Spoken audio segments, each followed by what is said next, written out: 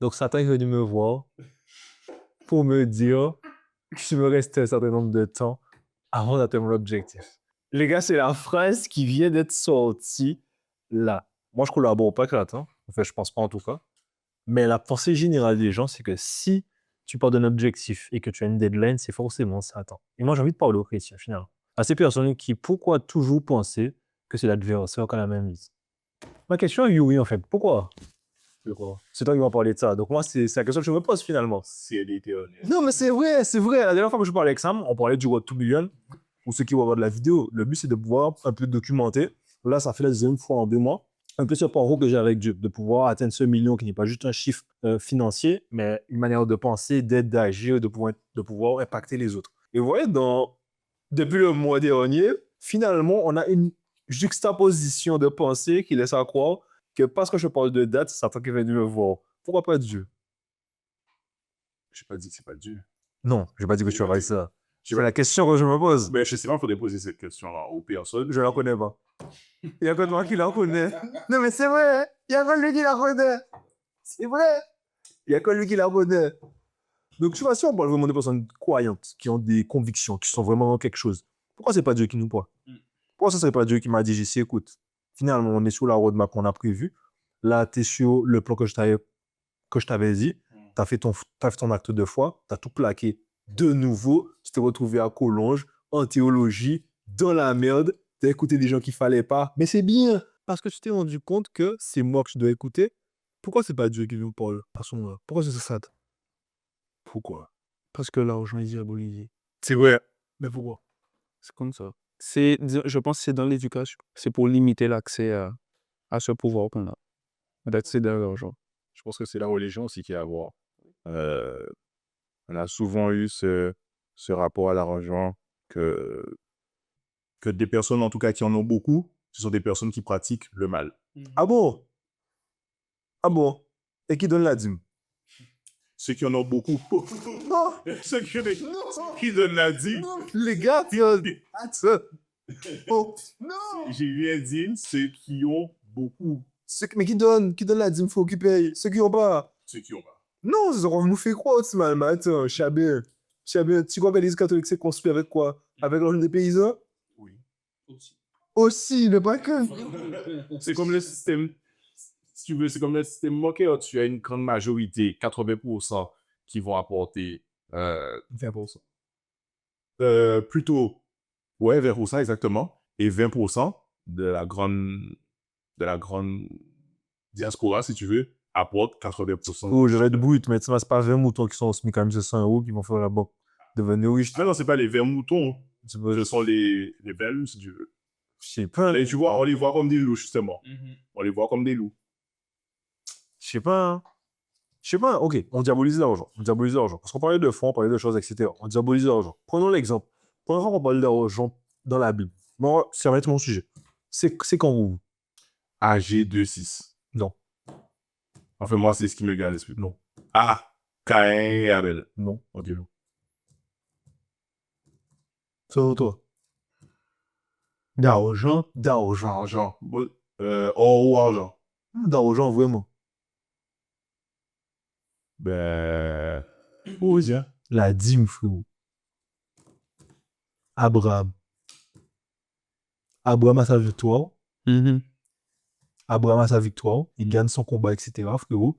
Et à ce moment-là, on te dit que Abraham, dans le butin, il prend cet argent-là, il va voir Médushilek et il va lui donner la dîme de tout le butin. Il ne veut pas garantir tous les mois-là. Ça prend vraiment, on parle vraiment d'argent, le terme fiduciaire et le terme dîme à ce moment-là. C'est Dieu qui donne à Abraham la victoire. La dîme n'est pas un dû, la dîme n'est pas une obligation. C'est Abraham qui le fait parce qu'il veut être et il veut rendre grâce à Dieu. Et finalement, le premier exemple biblique qui est donné par rapport à cet élément qui a été pour moi instrumentalisé, frérot, n'a rien à voir avec tout le système qu'on a placé derrière. Et pourtant, on veut le diaboliser. C'est le premier exemple. Ça m'a fumé, moi, quand je l'ai vu. Où on parle vraiment, tu vois, de ce côté. Et quand je parle d'argent, argent institutionnel, finalement. Parce que Médushélek, là où il est, tu vois, Salem, c'est Jérusalem. C'est l'endroit où, finalement, il y a le premier temple. Médushélek, c'est considéré comme l'ordre des prêtres.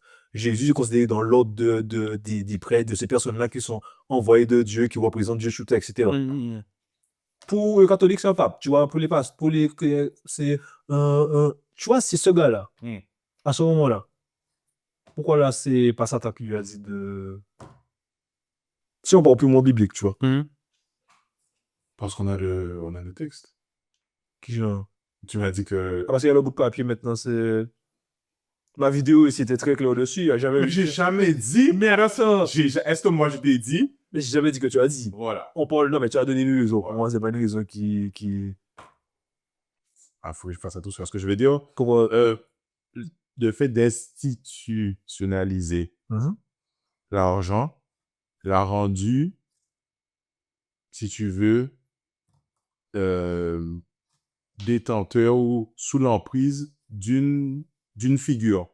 Et cette figure-là, on l'associe du coup à l'argent. Est-ce que je me fais comprendre? Je pense que l'eau appartient à... m'appartient. Tout de suite, on fera le lien. OK, Yuri, c'est une bonne personne ou pas? D'accord. Donc, l'eau, je peux la boire. En fonction de comment je me comporte avec les personnes à qui je distribue l'eau. C'est l'image de moi, du personal branding. Ou à qui appartient l'argent? AG2, 6. Non, mais c'est vrai. Oui, je suis d'accord. Mais mal. la masse, aujourd'hui, comprend que l'argent appartient au diable.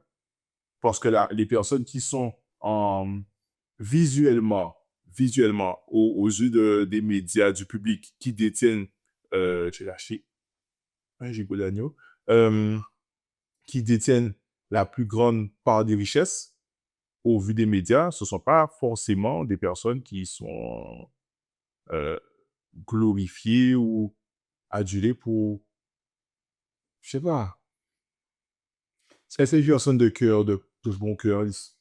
Je prends des exemples concrets. Steve Jobs, quand on parle de lui, on ne voit pas quelqu'un qui était empathique, qui reflète les caractères de Jésus. Tu vois ce que je veux dire? Non. Ok. Non, c'est pas non, mais ça me va. Mais j'essaie de voir comment je peux être plus clair, du coup. C'est le caractère de Jésus. Donc, quelle part aussi, frérot? Parce qu'au final, caractère de Jésus. Jésus était sympathique quand il voulait. Quand Jésus fouettait les gens, où il les traitait race de vipère. C'est momenté. C'est des momentés quand on Jésus. Mais c'est pas une question de momenté, c'est une question de vie globale. Moi, je pense que la vie, c'est une question de tendance. Parce que tu parles de Steve Jobs, etc. Combien d'œuvres caritatives ces missions ont levé? Combien de fonds ces missions soutiennent? Je suis d'accord. Tous les gens qui pensent qu'ils font, etc. Combien d'argent vraiment ils mettent sur la table pour faire développer les choses, frérot? Un gars qui peut être super sympathique, qui distribue 2-3 sandwichs le dimanche matin, ok, frérot, il pourra jamais donner autant d'argent que celui-ci dans toute une vie. Donc, si on prend la balance, en vrai, oui, c'est un génie. Il pouvait être très dur, sur ça, etc. Mais c'est mal. C'est ceux qui ont le plus d'argent qui ont pu faire le plus de bien théoriquement si on prend cette balance-là. Qui peut nous... Comment quelqu'un qui n'a pas d'argent va nous 5000 personnes? Il peut pas. Il peut pas. Il a du mal à se nous soi-même. Comment il pourra nous les autres? Je pense que l'influence, c'est pour ça que l'influence a son poids aussi. Il peut pas, mais son témoignage influe sur les personnes qui radient autour de lui. Quel témoignage? Sa face, son caractère. Le caractère vaut rien à part les actes. Oui, c'est pour ça que tu as dit que son témoignage, Mais témoignage de le témoignage, c'est des actes. Par exemple. Le témoignage de son caractère. Là, tu parles de son branding du point de vue, comment expliquer ça? Technique. Ouais. Je sais pas comment expliquer ça. Quelqu'un qui me connaît Jessie, moi, dans un contexte particulier, ne me connaît pas Jessie dans ma globalité. Je sais pas si tu comprends l'idée ou pas. Toi, tu vois qu'on est sur différents aspects. Il y a des gens, s'ils ont bossé pendant différents cas, frérot, ils m'ont dit Jessie, ah, quand même, c'est chaud, hein. S'il faut te dire A, je te dirais A. S'il faut te dire B, je te dirais B. Pas parce que j'ai quelque chose contre toi. C'est pas mauvais en soi. Ça dépend pour qui, mon ami. Ça dépend pour qui. J'ai eu le cas. Répétition, quelqu'un pour moi, il était borderline, frérot. Il y avait une règle de respecter, il ne l'a pas respecté. J'ai recadré, c'était mon rôle. Certainement, j'étais mal à l'aise pour lui. J'ai dit, OK, mais est-ce que j'étais hors du cadre qu'on avait précisé? Non, pourtant, si tu prends le fait sans comprendre le contexte, frérot, c'était limite, c'était vraiment, mais j'étais obligé de le faire. C'était mon job à ce moment-là. Steve Jobs, on ne le connaît pas rapport aux avancées qu'il a fait, mais c'est parce qu'il devait être comme ça qu'il a fait. La preuve, quand ils l'ont retiré, frérot, ils ont essayé de le sortir. Qu'est-ce qui s'est passé? Ils n'avaient plus à tenir là-bas. Hein. Fallait qu'ils reviennent. Hein. C'est parce que ce sont des gars différents.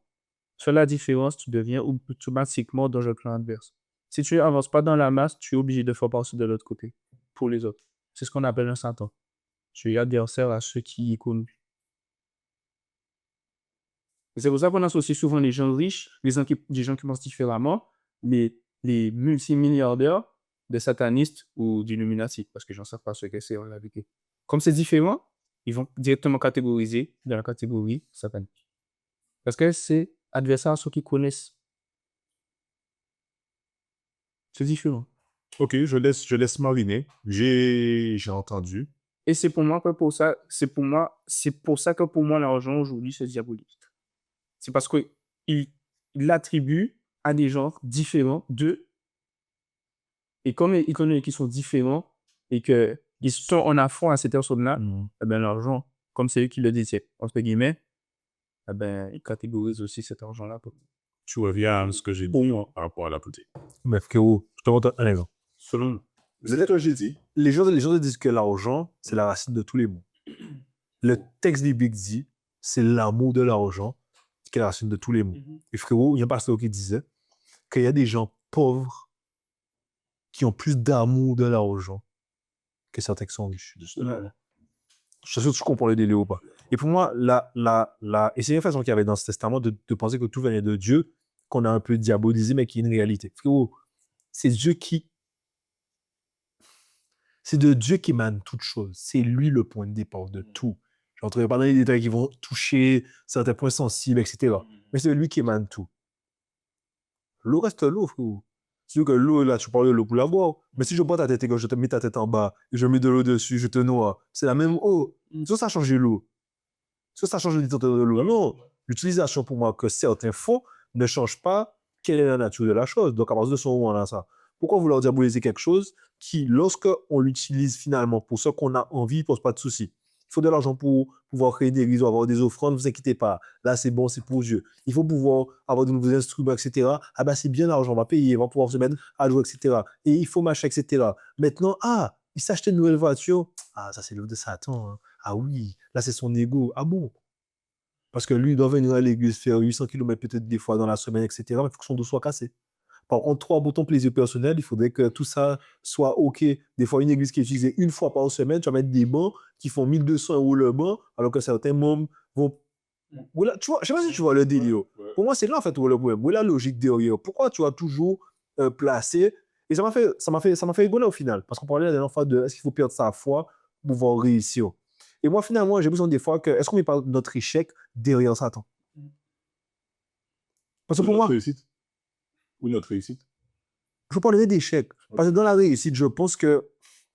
On est plus facile à avoir Dieu dans la réussite. Ceux qui réussissent même en tant que chrétiens, frérot, très rarement tu entends dire « Ah, c'est Satan qui m'a fait réussir. » Non, je ne dirais pas qu'ils le disent, mais extérieurement, c'est ce que tu disais. Mais c'est les autres. Et c'est ce que je répète. Ceux qui sont dans l'échec, ceux qui sont dans l'échec, parce que ceux qui n'ont pas réussi à arriver là où ils voulaient arriver, ils vont te dire « Ah, bah, c'est Satan. Pourquoi, frérot? Pourquoi? » Donc, si je comprends le schéma de pensée, ça voudrait dire que vous acceptez que Dieu est derrière certains échecs. Pourquoi échec? Apprentissage. On a parlé d'échecs, c'est pour ça que Ah, ok. c'est le terme.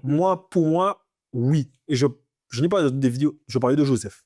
Les gens, quand ils parlent de Joseph, ils disent que Joseph, c'était le gars gentil, sympathique, etc. Frérot, le gars, c'est pas l'élite de sa famille. Son papa, il a déjà fait des préférences envers lui. Le gars, il suit plusieurs couleurs pour comprendre le chou préféré. Ses frères doivent travailler. Les gars font plusieurs dizaines de kilomètres. Oui, c'est vieux. Donc, t'es le 11e, etc. Il est suivre ses petits frères, ses grands frères. Mais vont pas, papa, ils n'ont pas fait le travail. Ils sont bitins, ils font un rêve. Ah, je dominais sur vous. En fait, les gens ne se rendent pas compte, mais il était un petit peu... Oui, il y a les écrits... Tu comprends, on va? Je vais faire, mais extra qui disent que oui, Joseph, apocryphe, on dire ça, que Joseph avait un caractère de domination, de supériorité envers ses frères. Tu comprends? Et des gens, après ça, on va dire oui, mais c'est Satan qui a fait si on envoie Joseph en Égypte. Mais il faut pourtant, l'Égypte, c'était l'apprentissage pour Joseph. C'est là où Joseph c'est là où il a pu comprendre que je peux être très bon, très fort. Je peux me faire prospérer dans tout, mais est-ce que finalement, je vais être accroché à mes compétences personnelles ou à Dieu? Il doit lui montrer, il va faire prospérer le truc de Potiphar. Il va être trahi, frérot, mais il va devoir rester accroché. Il va devoir rester accroché. Il va devoir rester accroché. Et donc, tous ces éléments-là, ça, pourquoi Satan aurait fait ça? En quoi c'est valable pour Satan que Joseph puisse grandir à ce point-là? Je ne sais pas si tu comprends l'idée. En quoi ce serait utile pour Satan que Joseph devienne la version capable de diriger l'Égypte? Il devient la version, pour toi, il devient la version capable à quand? Quand il est sur le trône, frérot. Ok, d'accord. Donc, si c'est bien ce que je comprends, pour moi, c'est exactement pour la même raison que Satan utilise quand il vient tester Job et dire, mets-le à l'épreuve, tu verras qu'il va tomber. Parce que c'est dans cette période-là que il va te renier. J'ai deux visions sur cette pensée-là, et ça va. Désolé si je bouge pas, c'est autre. Job peut être lu de deux manières. Soit la manière littéraire, soit comme un conte. D'accord? Dans les deux cas, et c'est la problématique, le livre de Job est introduit comme si Dieu et Satan sont dans le petit combat, et puis voilà, Job, c'est le petit jouet. C'est le petit jouet. C'est-à-dire que Satan vient. Dieu dit à Satan, est-ce que tu as vu mon serviteur? Satan répond à Dieu, oui, mais tu le protèges. C'est Dieu quoi? Il a déjà essayé de l'attaquer, tu vois. Et il n'a pas réussi. Et Dieu va lui faire comprendre. Il va faire comprendre à Dieu, c'est facile, tu le protèges. Tu m'empêches de pouvoir le toucher, etc. Qu'est-ce que Dieu va faire? Dieu ne veut pas perdre Job, parce que Dieu joue un jeu risqué, il le dit, c'est le texte qui le dit, c'est pas moi, etc. Et pour moi, à ce moment-là, est-ce que Dieu essaie de sauver Job? Pas tant que ça. Pour moi, Dieu essaie plus de prouver à Satan qu'on peut vraiment être en accord avec lui sans pour autant aller dans l'extrême que lui pense. Et ça, c'est ma vision des choses. Elle est brutale. La Hein? lecture, ouais. Parce que pour moi, quand il a la Bible, on dit souvent que c'est Dieu qui est là pour juste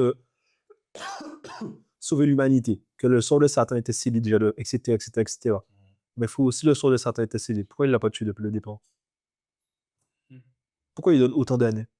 Pourquoi il permet à Satan de voir et la chute d'Adam, et Job, et Abraham, et Élie, et toutes les personnes qui vont marcher avec lui après le péché, etc. Pourquoi il lui donne autant de choses? Est-ce que c'est vraiment que l'humain que Dieu veut sauver, ou il veut sauver plus que ça? Et tu vois, ces questions-là, ça, certains vont se mettre un fou. Satan, c'est Satan. Et Dieu sait, je dis, mais les gars, avant même que toi tu naisses, Satan, ça c'est le Fils de Dieu. Hein. Ouais. Il était là. Hein. C'est le cercle privé. Hein. Toi, t'as même pas vu le beau du ciel. Satan était assis à la table, frérot, tu vois. Je dis, les gars, des fois, vous êtes arrogants. Vous êtes arrogants. Comme on se dit, oui, Jésus nous a permis, etc. Mais tu oublies où est-ce que le gars sort. C'est-à-dire que le gars a passé un temps qu'on n'imagine même pas à côté de Dieu. Et tu crois que Dieu, dans l'amour infini qu'on lui donne là, juste comme ça, il n'a plus de... D'empathie. Pour moi, l'histoire de Job, c'est pour montrer à Satan, regarde, c'est possible de rester avec moi même sans rien. Pourquoi toi, tu veux pas le faire?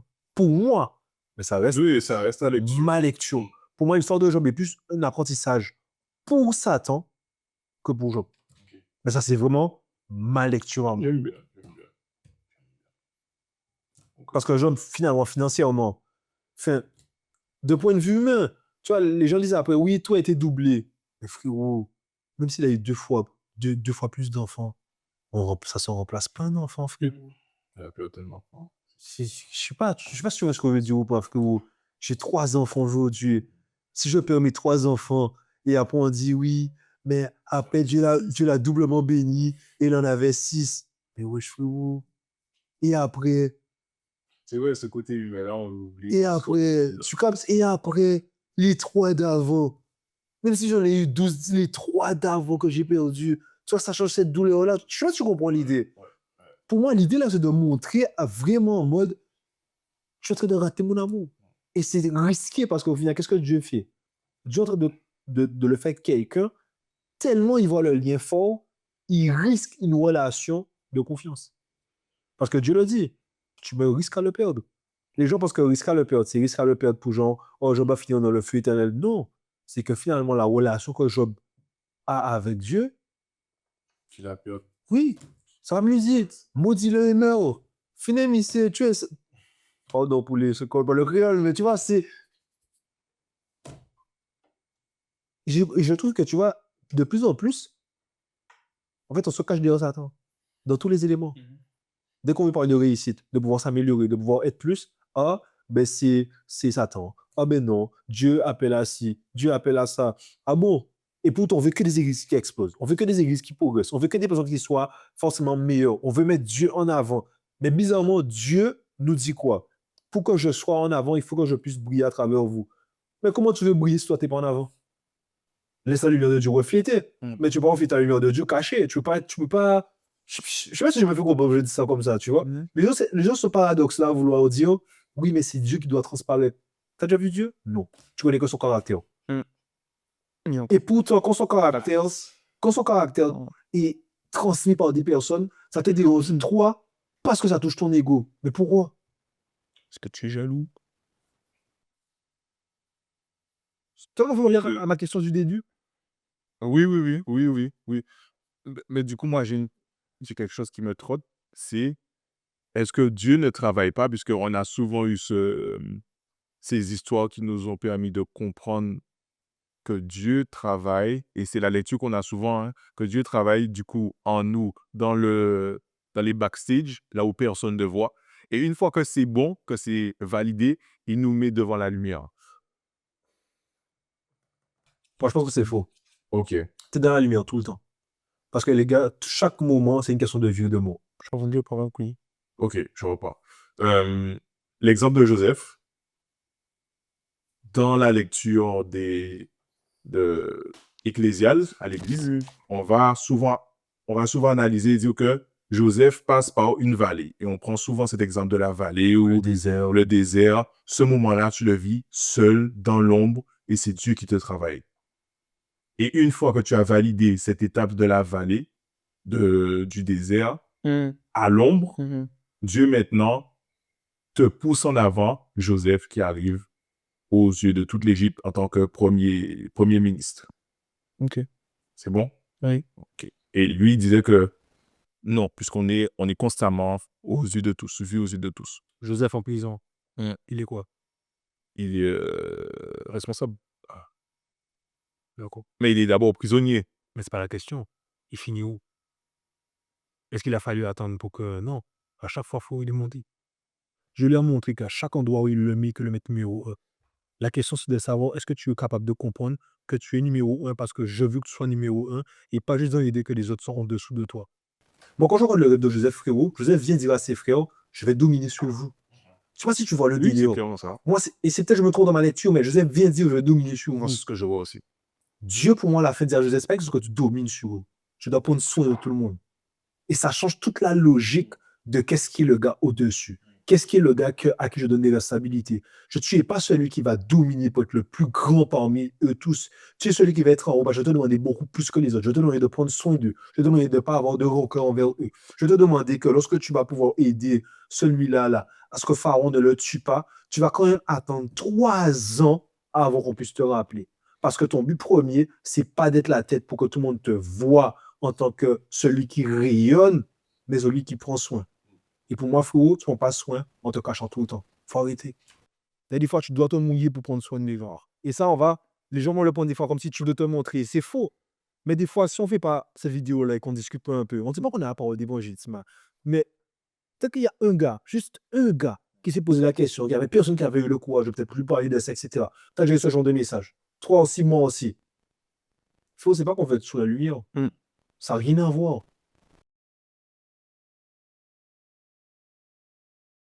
La personne qui a pris le temps de l'entendre là, c'est pas parce qu'on est devant. Pour moi, c'est pas ça du tout. On en parle parce qu'on sait ce qu'il a fait. Mais c'est lui qu'on veut mettre en avant, tu vois. C'est pas juste moi en mode j'ai la solution, je suis le gars qui, etc. Non. Parce que frérot, si j'étais comme ça, j'aurais pas fait les vidéos à cette heure-là. J'aurais été faire autre chose. Je sais pas si tu comprends ce que je veux dire ou pas. Parce que pour moi, c'est ça le backstage. Le backstage, c'est de voir que la transformation est en cours. Et je suis capable de pouvoir te dire, je suis en transformation toujours là. Parce que regarde le titre, c'est Road to. On est en train de marcher, on n'est pas sur le. On n'est pas arrivé. Et même quand on sera arrivé, le moment de s'arriver, on serait mort, tu vois. C'est pas. Je considère pas qu'il y a. Non, mais c'est vrai. Mais c'est vrai, frérot. La vie, c'est un apprentissage continu. Ouais. Celui qui pense qu'il est arrivé, il a raté. Il n'a pas compris que Dieu continue à marcher éternellement parce que Dieu est hors du temps. Et si tu vois, pour moi, on se dit, bon, ben, je vais me mettre à côté. Je vais rien faire. Je vais me former pendant 50 ans. Et après 50 ans, boum, je vais apparaître. Il a que aider. mais pendant 50 ans, le nombre de personnes que tu aurais peut-être juste une fois, ils auraient pu te voir. Un sourire, une accolade, la dame de cet après-midi, tu vois, est-ce que je peux t'aider à monter les 5 marches? Oh. Pour moi, c'est là, vous comprenez? Pour moi, c'est ces petits trucs-là, ça, qui font. C'est sûr qu'aujourd'hui, par rapport au réseau, les gens pensent que, ah oui, il veut faire ça parce qu'il veut voir des vues. Je vois les gens qui parlent des églises. On compte maintenant les églises au nombre de vues qu'ils font le samedi. Oui.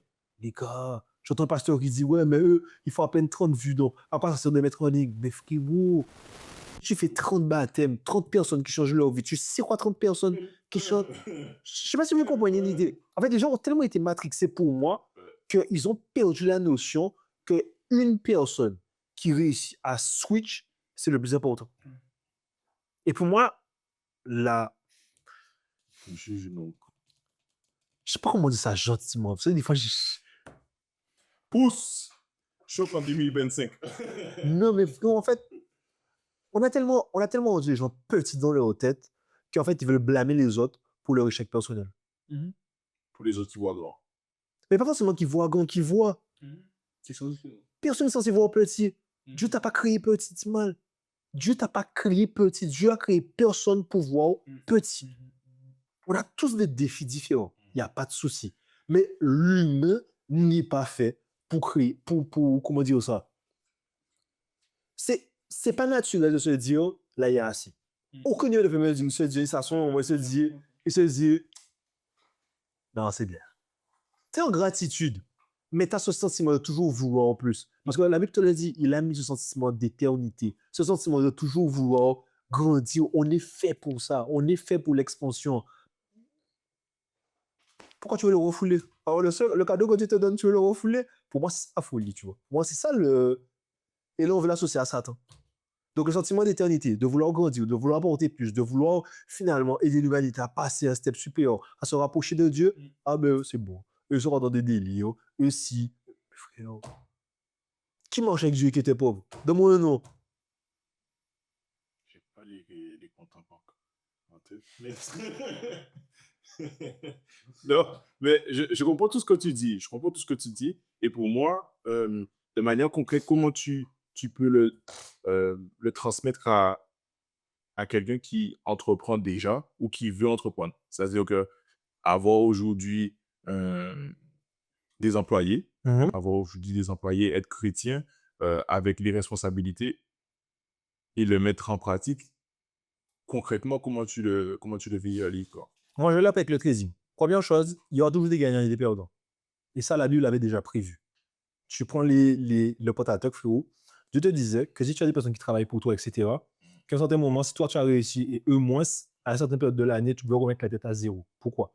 Dieu voulait quand même qu'on ait cette compréhension que on peut pouvoir pardonner. Mais il savait que certains auraient mieux réussi que d'autres. Il y a des meilleurs gestionnaires. En tant que chrétien, tu dois d'abord apporter un plus, mais aussi un cadre. Chaque personne doit s'élever de plusieurs manières. Il y a des responsabilités, des tâches à faire. C'est parce que tu es chrétien que tu dois accepter de tout. Tu as une boulangerie, par exemple. Mon ami, il faut livrer le pain. Tu es un boulanger. Il sait qu'il faut être là à minuit, tu vois, il faut être présent, etc. Tous les jours, le gars il va à 4h30, mon frère, tu sais, le Seigneur, la paix du Seigneur. Ah bon? La paix du Seigneur t'a pas dit de respecter le temps des gens. La paix du Seigneur t'a pas dit de respecter les choses qu'il y avait à faire. Quand Jésus voit les disciples, ils étaient en péché. Hein. Ils ont péché toute la nuit, frérot.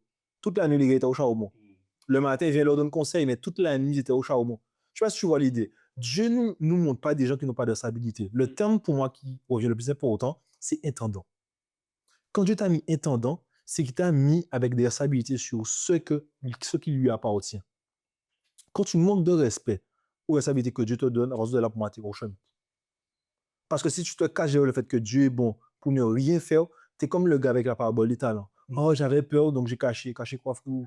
Je t'ai pas demandé de cacher. Je t'ai donné pour que tu puisses faire avec. Même si c'est un peu que tu fais avec. Fais. Dieu n'a jamais blâmé quelqu'un pour ne pas avoir réussi à faire. Dieu n'a jamais blâmé quelqu'un pour ne pas avoir réussi à faire. Non, on est d'accord, mais c'est pas ce dont le serviteur a fait peur. Si frérot, tu avait peur si jamais tu es Dieu qui ne moissonne là où il n'a pas semé, qu'ici, le gars avait peur de ne pas réussir, frérot. Mais qu'est-ce que Dieu lui a dit? Ok, t'es pas capable, soi-disant, place-le. Place-le aux gens.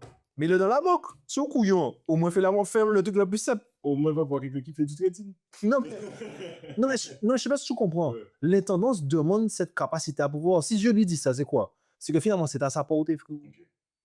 Parce qu'il n'était pas le seul.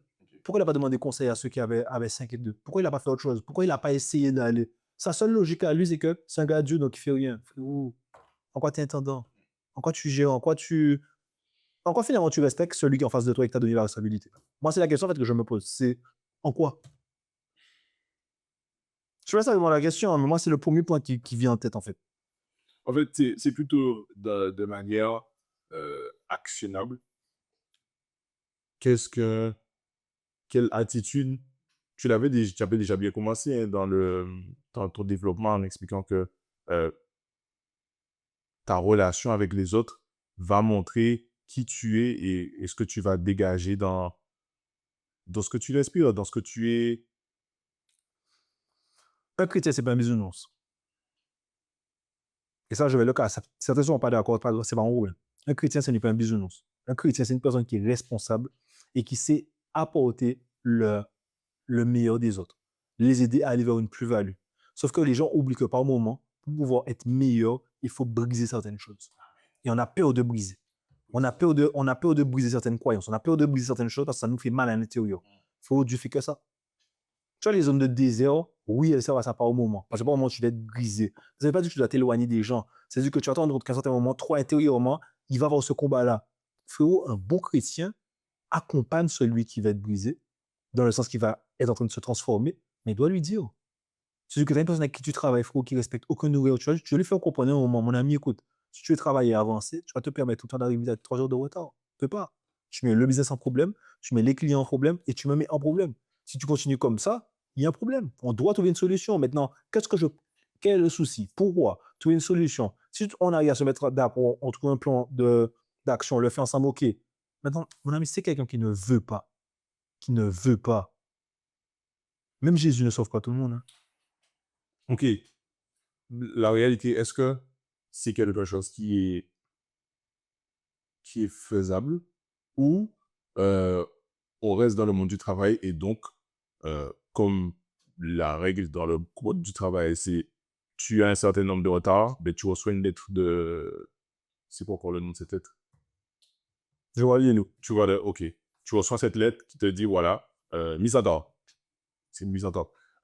Disant que voilà, tu as enfreint telle règle dans le code du travail, mais dans l'écosystème du travail. Et donc, tu as cette première mise à tort. À partir d'un certain nombre de mises à tort, tu seras mis à pied. Ça me choque. En fait, ça me choquera pas. Tu as signé un contrat respectueux. Mais dans le management, tu as la possibilité de pouvoir discuter avec les gens, voir comment les choses se font, comprendre les différentes parties des gens. Ça, tu vois, c'est du cas par cas. Mais pour moi, dire à un chrétien, ah, tu devrais être un bisounours avec tout le monde, non.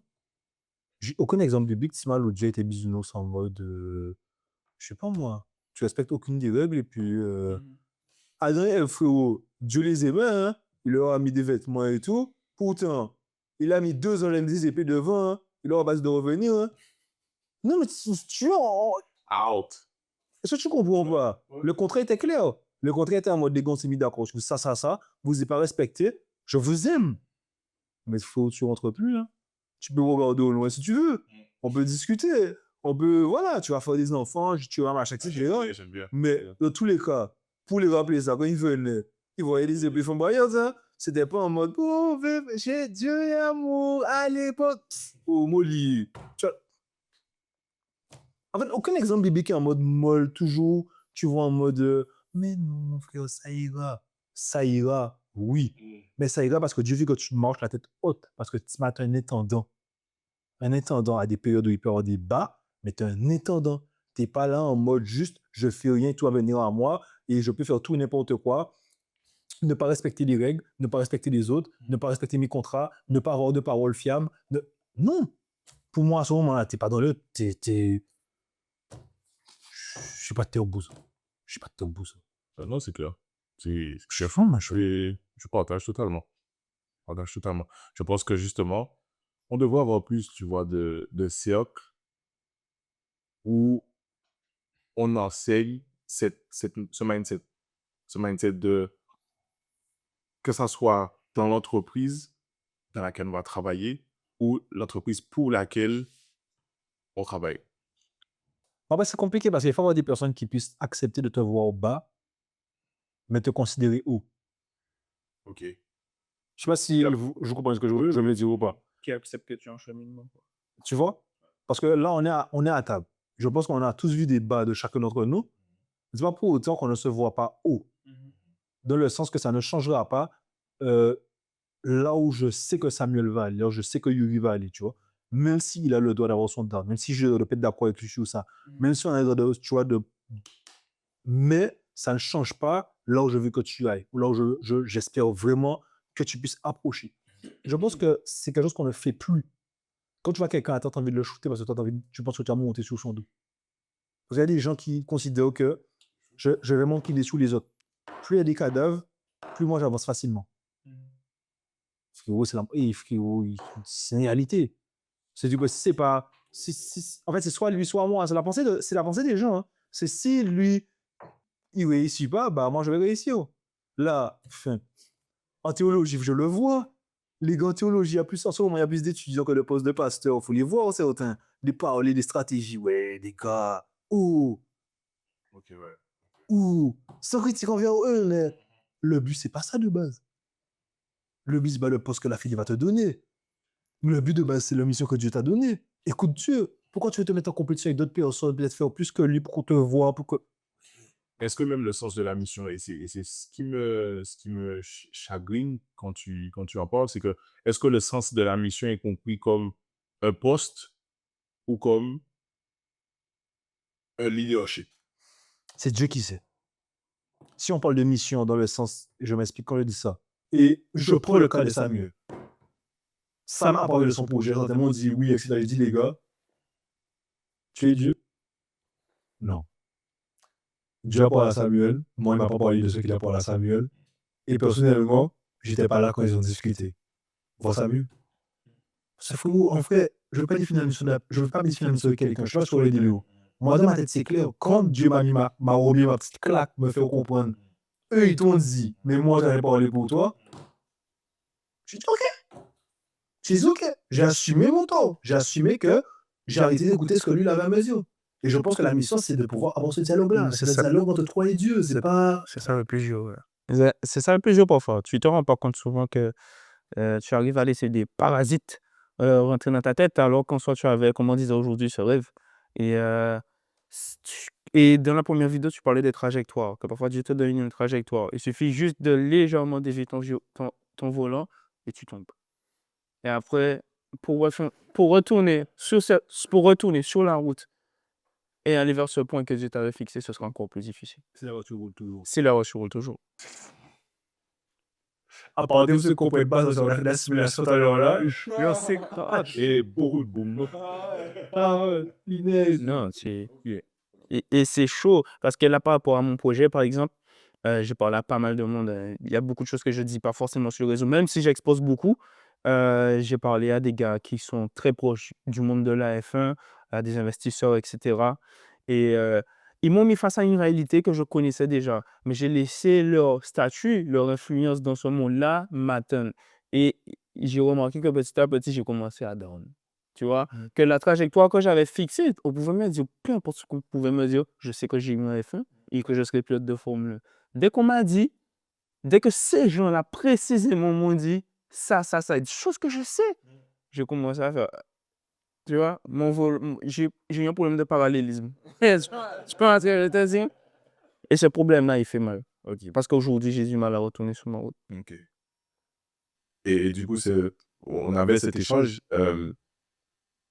Ce qui va apporter un shift, ou en tout cas qui va recadrer ce problème de parallélisme, contrairement à ce qu'on pourrait penser, c'est de rêver. oui. En fait, Et de l'alimenter, je retourne le je dis qu'on met par référence de rêver, en fait, les gars, Dieu, on parle des songes, etc. Dieu est là pour nous travailler dans l'esprit, Dieu travaille ici. Et Dieu l'alimente ça, c'est là où il nous alimente le plus. C'est ça, c'est le moteur qu'on a. Les gens ne comprennent pas qu'être mal, il peut tout faire. Mais quand tu laisses les gens bousiller ta connexion avec Dieu, c'est juste que il y a toi et Dieu, et puis il y a des gens qui veulent parasiter. Et tu vois aussi où ça. Tu ne laisses rien. Il te reste juste les parasites extérieurs. Alors que Dieu, lui, l'image est claire, frérot. Le gars peut te déverser sur toi en mode. Tu vois, t'es un entonnoir. Lui, il peut. Le débit à flot. Et toi, comme un con, tu sors sur l'entonnoir. Ouais.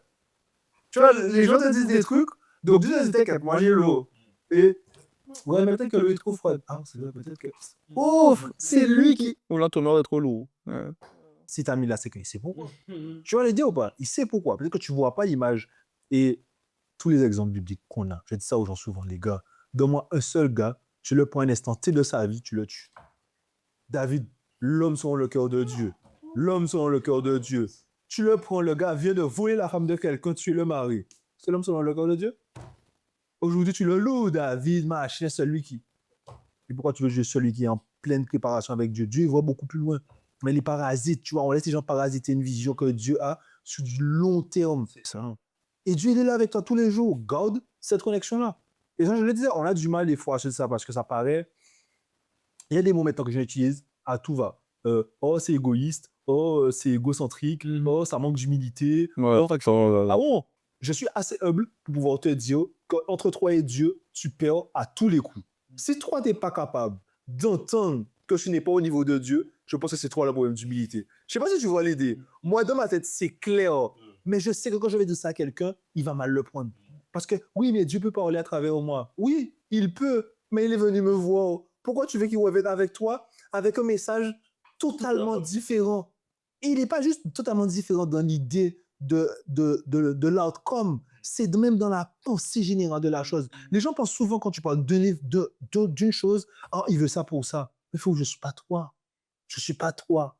Toi, quand tu entends telle chose, tu le vois parce que pour toi, ça représente ça. Mais pour moi, ça ne représente pas ça. C'est juste que c'est le même élément, mais pour moi, ça ne représente pas la même chose. Et à partir de là, ne compare pas la mission que Dieu m'a donnée à la mission que tu as. On n'est pas sous le même cadre. On n'a pas comparé Aaron et Moïse, c'est deux gars différents. Tu vois, Moïse, c'est lui qui parle avec Dieu. Mais frérot, qui est souverain sacrificateur? C'est pas Momo, hein. Momo, lui, va sous le. Je sais pas si tu vois le délire. Parce qu'au final, on se souvient de qui? Du souverain sacrificateur. C'était pas Moïse. Qui est rentré mal? C'était pas Moïse. C'est Josué qui est rentré. C'est pas le fils de Moïse non plus. Tu vois, les gens ne se rendent pas compte. Mais non, la vie. Frérot, quand même. Dieu, il sait ce qu'il fait. Il va avoir oui, bon, le gars. J'ai plein d'exemples que je peux donner encore une fois. Il y a un gars que j'ai rencontré là, grâce au trading, investissement, etc. 10 ans, le gars n'a plus à l'église. Pourquoi? Il cherche Dieu, il me dit, Malik, j'arrive pas à comprendre, etc. Et on s'est rencontrés pourquoi? Parce que businessment parlant, des gens me connaissaient et qu'ils savaient que j'étais chrétien. Et on se retrouve à parler de quoi? Plus d'études bibliques qu'autre chose.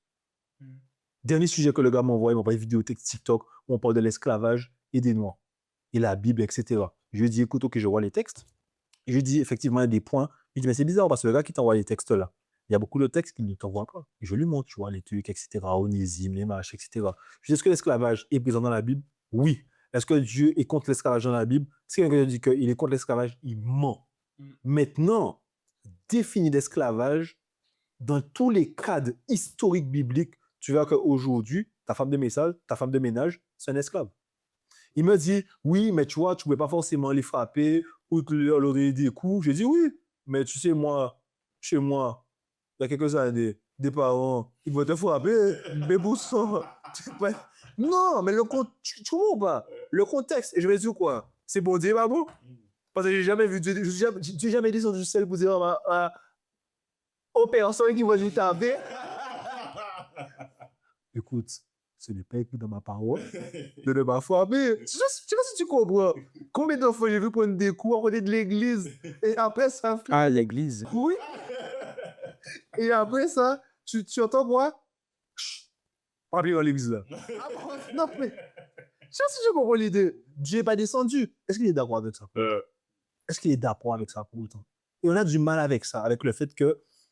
Wow, on est dans un monde où le terme libre arbitre, on le dit, mais on est loin de comprendre ça. Et moi, c'est parce que j'ai des enfants que j'arrive approximativement à effleurer. Je le dis vraiment. T'as effleuré. 0 à moins infini. Tu comprends? La notion de libre arbitre, frérot. Parce qu'en réalité, c'est compliqué. Tu veux le mieux, mais il doit se développer. Tu penses que ça c'est mieux pour lui, mais finalement, c'est un seul être à part entière et au pas bon Dieu. Tu vois, genre, lui, on peut se dire, mais comment tu fais? Tu vois, Pour moi, c'est là où les gens se voient. C'est là où. Et la force humilité que les gens ont, c'est de aussi ne pas assumer leurs erreurs, ne pas assumer leurs choix. Je vois trop de personnes après se dire que oui, c'est parce que l'ennemi m'a attaqué. Tel ennemi m'a attaqué. Et j'en ai pris sur son dos. Hein. Non. Ok, mais moi, disons ça. Je fais office L'avocat du diable. d'avocat du diable. Il n'y a pas des moments où l'ennemi attaque. Et après, t'es enfant de Dieu. Oui. Ah, mais je le crois, mais je veux vraiment me mettre à la place de quelqu'un qui pense. Ok. Comment l'ennemi attaque? Pour tous les exemples qu'on a, comment l'ennemi attaque? Au plus proche. Enfin, selon ce que j'ai pu remarquer, il attaque de manière frontale. Pour moi, il attaque sur la relation avec Dieu. Ok. Jésus, 3 tentations. Les autres tentations sont pour remettre en cause le lien que Jésus a avec Dieu. Si tu es fils de Dieu, t'as faim. Qui genre? Mange. Tu vas aider ou pas? C'est ça les attaques. Les attaques ne sont que dans le moment où est-ce que tu vas écouter Dieu, où tu vas laisser quelqu'un te faire douter de ce que tu es vis-à-vis de Dieu, de ce que tu peux faire vis-à-vis de Dieu. C'est les seules attaques qu'il va faire. Et ça, frérot, tu n'as pas besoin de Satan. Tout le monde le fait. Tout le temps. Et toujours. D'accord. Les choses. Est-ce que vous mettez ça dans le combat conflit cosmique ou pas forcément? Explique. C'est-à-dire que le fait que tout le monde, que plusieurs personnes vont entrer dans ce type de conflit ou seront à même à agir directement sur vous, ça rentre dans une emprise. Pour moi, parler d'être sous l'emprise du diable ou je ne sais quoi, c'est se dédouaner de ses propres responsabilités en même temps. Parce qu'on a la capacité de réfléchir et de se remettre en question. Ok, d'accord. Donc, à aucun moment, il y a pour toi ce moment où, concrètement, tu as une attaque directe visée par l'ennemi pour pouvoir te déstabiliser de ta relation avec Dieu. Oui, mais je sais pas. Je sais pas comment le formuler. C'est trop cartésien pour moi. Ok. Putain, c'est moi qui dis ça. Le monde est ni noir ni blanc. Le monde est gras. Ok. Et en fait, pour moi, les gens qui vont se dire c'est toujours l'ennemi qui m'attaque. En fait, il se cache derrière un élément important. C'est que le libre arbitre laisse l'opportunité de choisir autre chose que ce qui était le meilleur choix. Il y a une influence. Il y a un jeu d'influence. Est-ce que si on considère que Satan c'est une influence négative, Satan utilise son influence? Oui, d'accord, bien sûr. Mais mon ami, dans tous les cas, ce qui se joue à chaque fois, c'est ta confiance en Dieu et en la relation. Pour moi, il n'y a que ça qui est mis en cause. C'est-à-dire que quand tu arrives en face des situations qui ont l'air improbables, Jésus, à quel moment Satan n'a pas 40 jours après, frérot. C'est pas quand le gars vient d'arriver, le gars est pimpant, hein. Le gars commence à avoir faim. Il voit flou. Tu comprends? Et alors lui, il dit bon, 40 jours. Quel brioché. C'est bizarre. C'est toi le fils de Dieu. C'est toi qui t'as aussi la question avec moi là. Mais c'est toi. Tu comprends ou pas? Boulevard. Mais j'ai déjà une mission. Et la mission de Jésus va au-delà de juste ce qu'il est.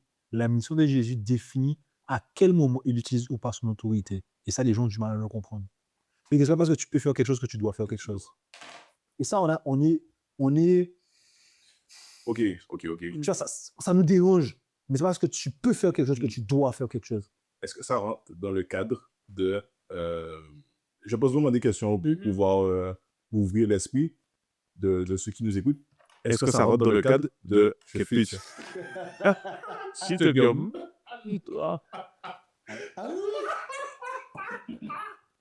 Hop, on va couper ça au montage. Non, ou pas.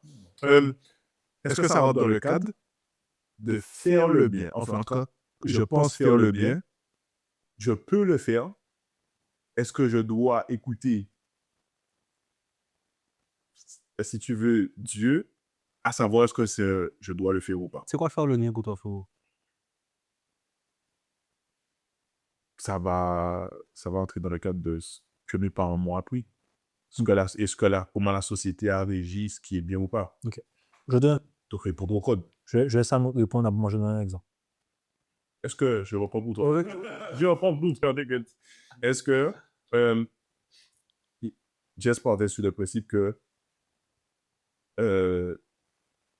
c'est pas parce que tu peux que tu dois. Ma question, c'est est-ce que même lorsqu'il s'agit de faire du bien, tu peux le faire, mais est-ce que tu dois le faire? Est-ce qu'il y a pas un moment où tu dois te poser la question, ça m'a l'air bien de faire ça, ben, J'ai un exemple. vas-y. C'est comme les gens qui disent je vais prier pour lui. Je vais prier pour lui, disons, pour que demain, il ait un travail. Qui dit que le gars faut le travail demain. C'est genre, la personne pense que c'est bien, parce qu'elle pense bien faire en soi. Elle le fait de bon cœur. Ok. Mais pour toi maintenant, est-ce que c'était bien? C'est bien, mais est-ce que c'est nécessaire? En fait, et maintenant, c'est pour qui en soi c'est bien?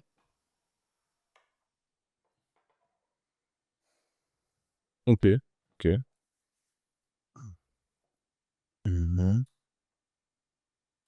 Je donne un exemple.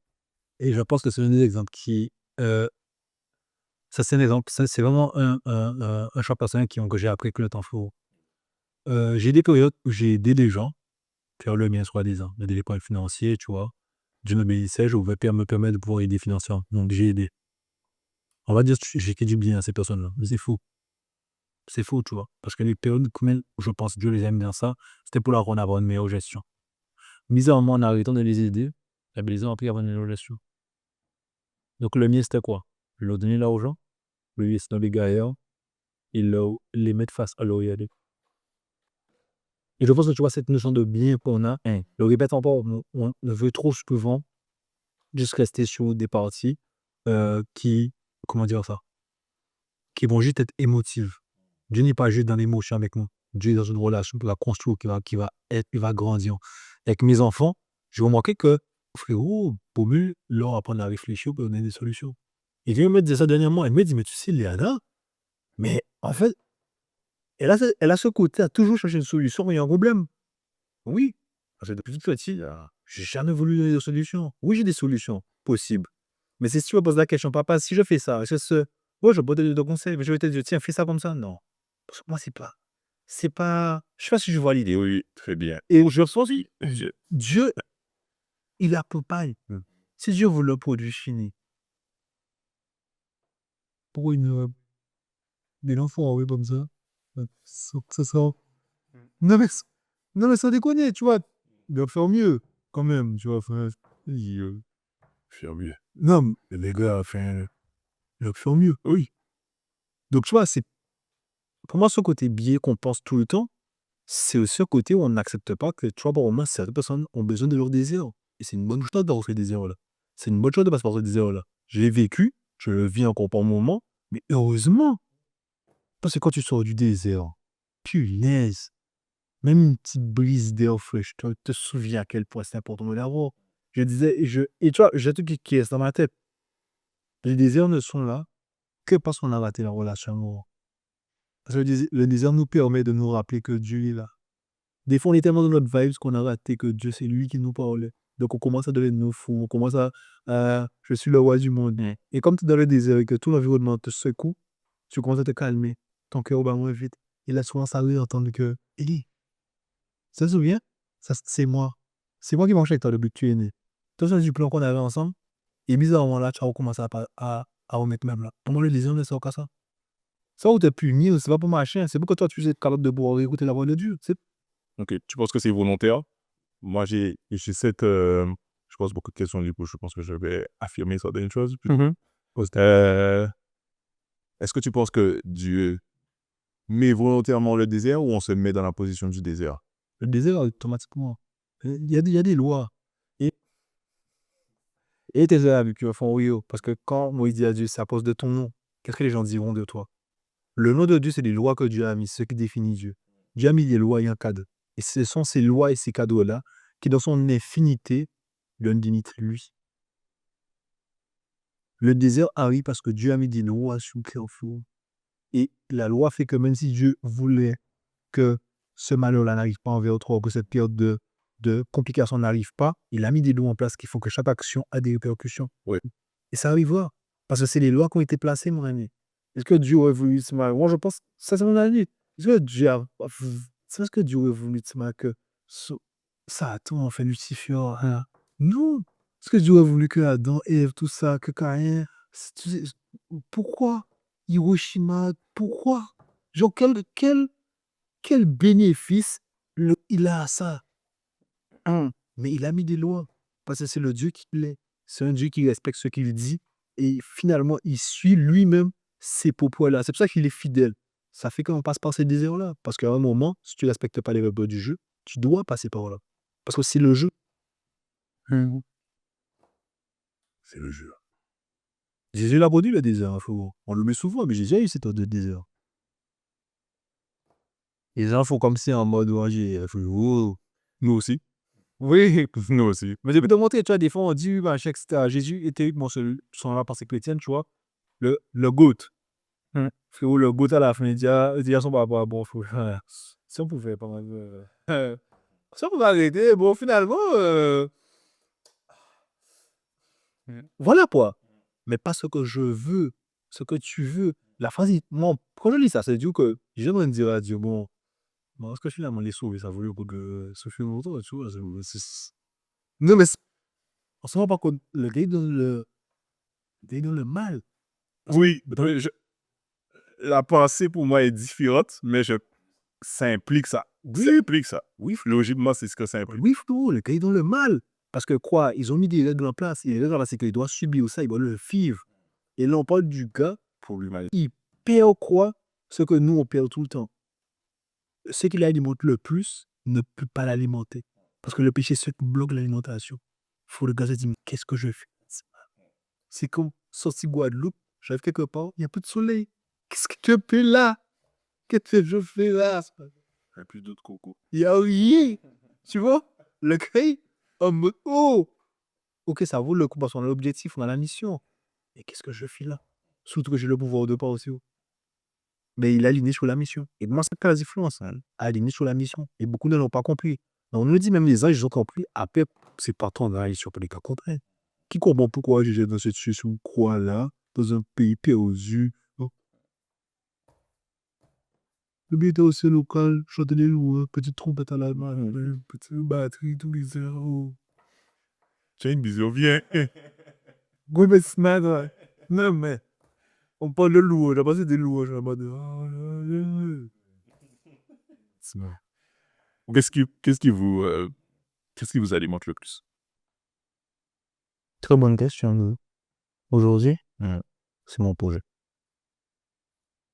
Ok. Depuis combien de temps que ce projet t'alimente? Depuis le jour où je l'ai commencé. Enfin, depuis le jour où je l'ai pensé. Ok. Ça date de... Et c'est ça qui m'a permis d'après d'agir. Qu'est-ce qui m'alimente? Ma rencontre avec l'enjeu. Tu as vécu... Frérot, en fait, on se rend pas compte qu'en vrai, on peut être là et demain, on n'est plus là. Et en fait, il y a juste aujourd'hui qui compte. Il y a juste aujourd'hui qui compte.